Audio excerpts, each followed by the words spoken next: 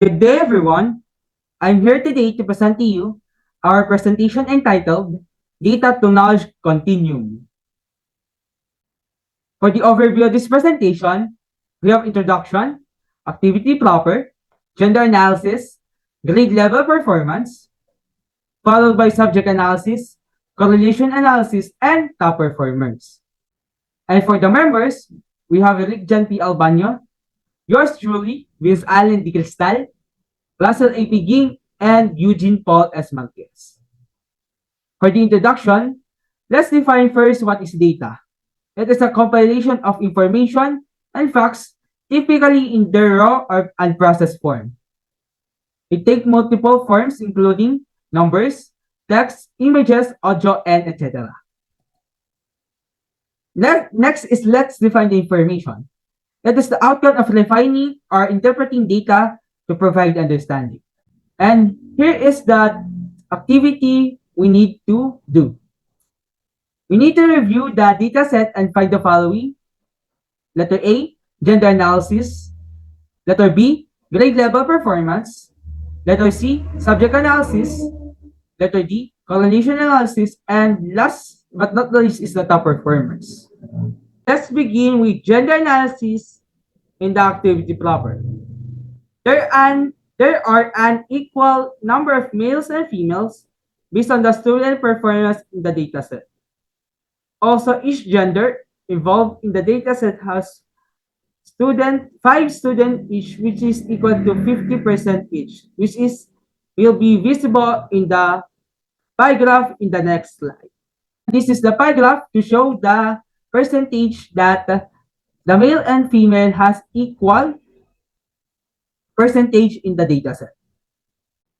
Next one is the grade level performance. And the trend of the scores for each subject were slightly decreased based on the graph, which is in the next slide. Moreover, the average scores have slightly difference between each other or gap. And here is the grade level performance in the following subjects such as math, English, and science. The next one is the subject analysis. For the subject analysis, we will need to determine which is the highest or the lowest average scores per subject. So, math had the highest average score compared to English and science. On the other hand, the lowest average score in the dataset is the science subject, which is in the previous slide.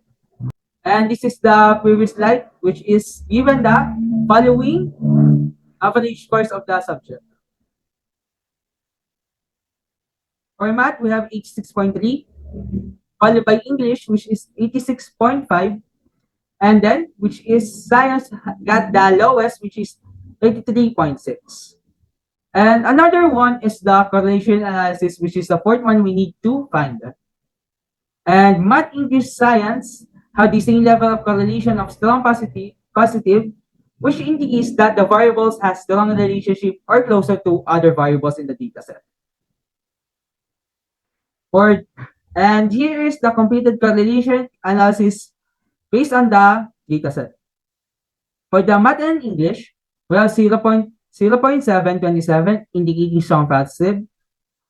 English and science have a correlation coefficient of 0.607 indicating also strong positive. Science and math, which we obtained 0.759, which indicate also strong positive. Overall, they are connected or have strong relationship to one another.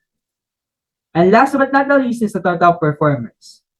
And the top performers were calculated by getting the average of the scores for each student.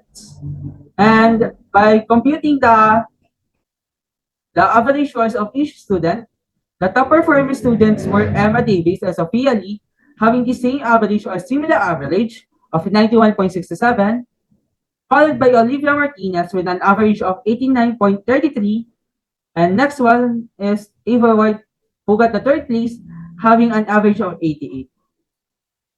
And this is the performance. As you can see, Sophia Lee and Emma Davis got the first place. And that's all. Thank you for listening.